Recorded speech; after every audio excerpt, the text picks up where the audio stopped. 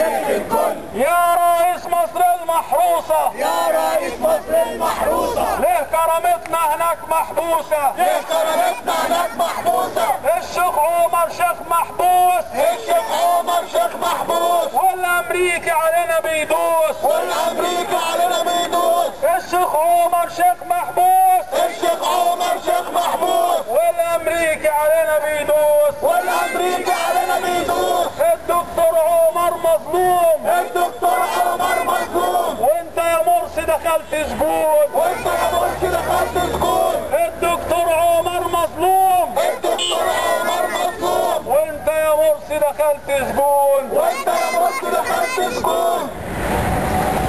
أيها الإخوة الأجلاء، قبل أن ننهي هذا الحديث نوجه إجمالا عدة رسائل. الرسالة الأولى أردنا أن نوصلها أن قد اتصل بي عبر الهاتف عدة أشخاص من الشخصيات العامة أرادت أن تتضامن مع هذه الوقفة، لكن مراعاة للظروف فحالت بينها وبين أن تجيء هنا. وجميع الأسرى المسؤولين في سجون أمريكا كما أعاد الصحفية الكريمة شيماء عادل، ولم يعد من أثيوبيا بعد نهاية القمة إلا ومعه الصحفية الكريمة شيماء عادل. الدكتور عمر عبد الرحمن ليس أقل من أن يهتم به كما اهتم بالصحفية الكريمة شيماء عادل. ونأمل ونسأل الله عز وجل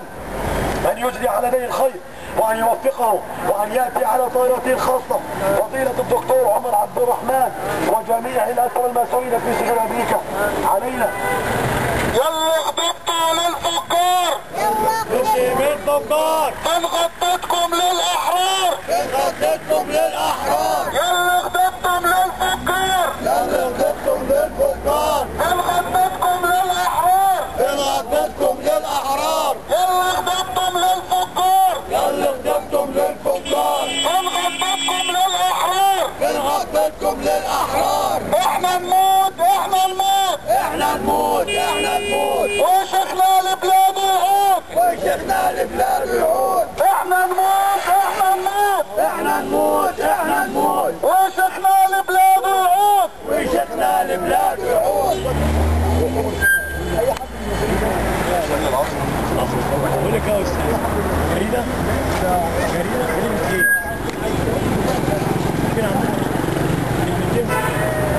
بإذن الله عز وجل.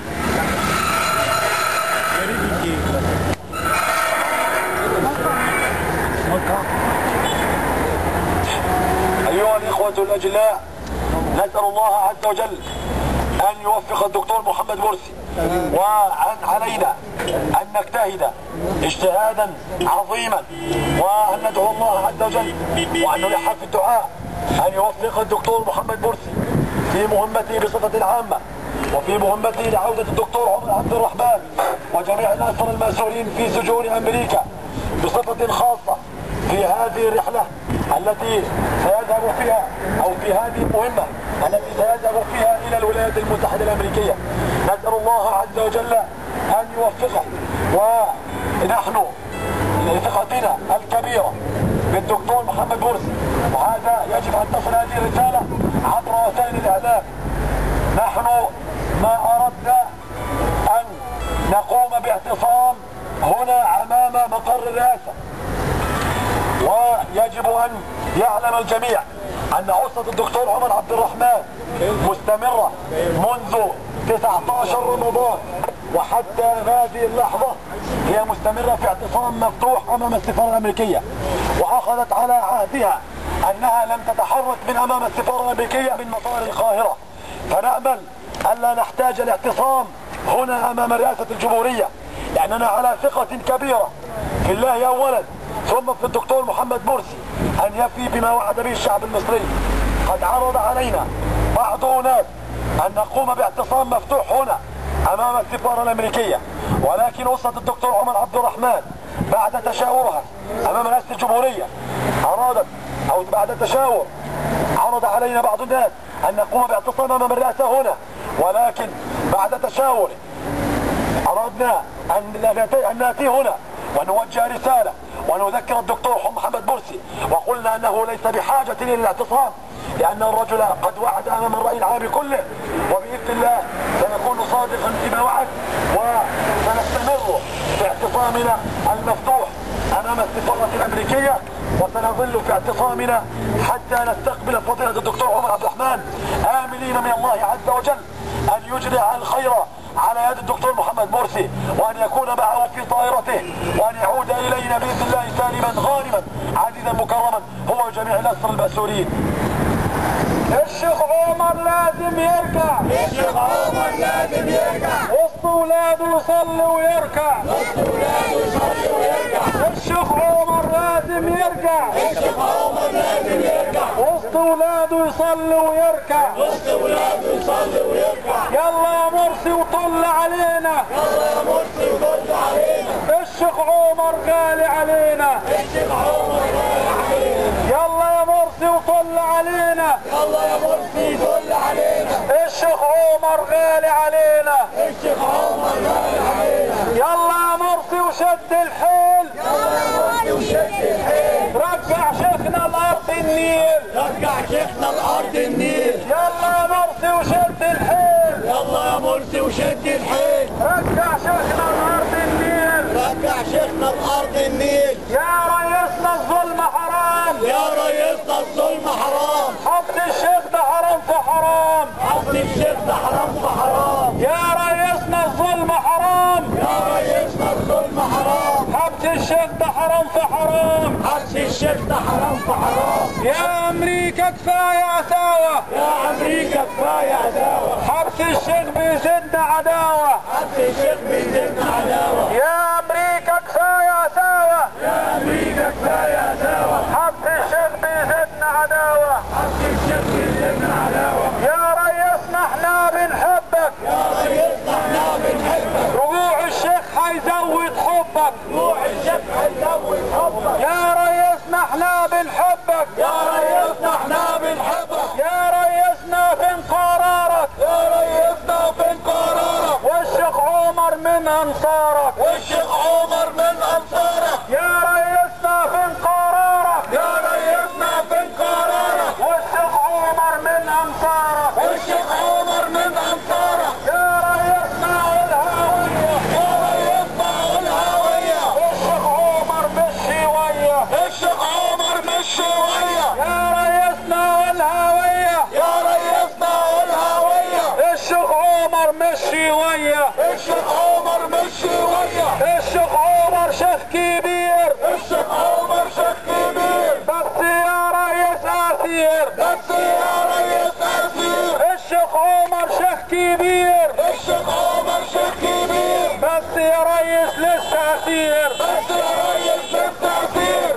أول مطلب للجماهير، أول مطلب للجماهير، أول مطلب للجماهير، أول مطلب للجماهير، قفل سفارة وطرد سفير، قفل سفارة وضرب سفير، تاني مطلب للجماهير، ثاني مطلب للجماهير، رجوع الشيخ الأثير، رجوع الشيخ الأثير، رجوع الشيخ الأثير، رجوع الشيخ الأثير، رجوع الشيخ الأثير، رجوع الشيخ الأثير، الشيخ عمر لازم يرجع، الشيخ عمر لازم يرجع، وسط ولاده يصلي ويركع، وسط ولاده يصلي ويرجع، يلا يا مرسي وشد الحيل، يلا يا مرسي وشد الحيل، رجع شيخنا الأرض النيل، رجع شيخنا الأرض النيل، يلا يا مرسي وشد الحيل، يلا يا مرسي وشد الحيل، رجع شيخنا الأرض النيل، رجع شيخنا الأرض النيل، يا رئيس مصر الحضارة، يا رئيس مصر الحضارة، هات لنا شيخنا في الطيارة، هات لنا شيخنا في الطيارة، يا رئيس مصر الحضارة، يا رئيس مصر الحضارة، هات لنا شيخنا في الطيارة، هات لنا شيخنا في الطيارة، الطيارة الرئاسية، الطيارة الرئاسية، اللي جابت الصحفية، اللي جابت الصحفية، اللي جابت الصحفية، اللي جابت الصحفية، الصحفية شيماء عادل، الصحفية شيماء عادل، خليك يا مرسي رئيس عادل، خليك يا مرسي رئيس عادل، الصحفية شيماء عادل، الصحفية شيماء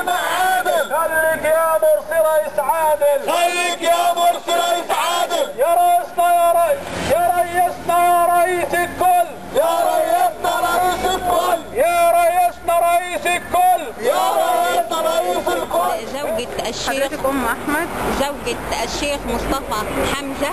المسجون حاليا في السجون المصرية. وأنا يعني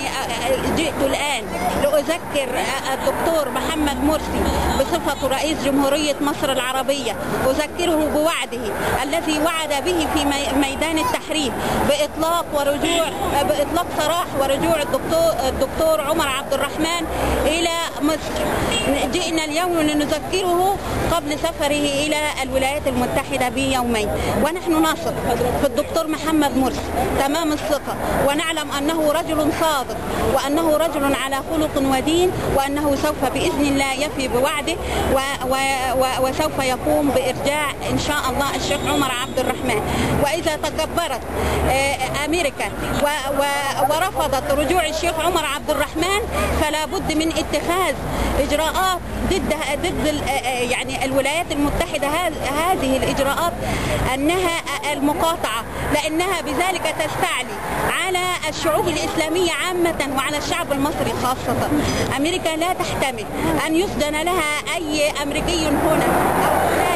تقوم الدنيا ولم تقعد إذا سجن أي أمريكي في أي مكان، وعندما تسجن أي مسلم تغيبه ولا تريد أن تطلق سراحه. ماذا يمثل لك الشيخ عمر عبد الرحمن؟ هو يمثل لي ويمثل لكل المسلمين. هو شيخ عالم جليل من كبار علماء الأزهر، وهو رمز لكل مسلم يتمسك بالإسلام. فهو أولا صار ضد الظلم، يعني هو أول من وقف ضد النظام الفاسد في نظام حسني مبارك، وجاء سجنه بالاتفاق بين نظام حسني مبارك والإدارة الأمريكية بسجنه في أمريكا. يعني كان اتفاقا مزدوجا بين هذا النظام البائد الذي صار ضده الشعب المصري بأكمله والإدارة الأمريكية لسجن الدكتور عمر عبد الرحمن، لأنه يقول كلمة حق، لأنه هو أول من نادى بمبادئ الثورة المصرية، ثورة 25 يناير. هو الذي قام بمفرده بالوقوف ضد هذا النظام الفاسد ونادى بكل ما نادت به الثورة بعد ذلك. حضرتك ذكرتي لي أنك أحد تلاميذ الشيخ عمر عبد الرحمن. نعم، أستقي منه أشياء كثيرة، صبره وشدته في الحق وصبره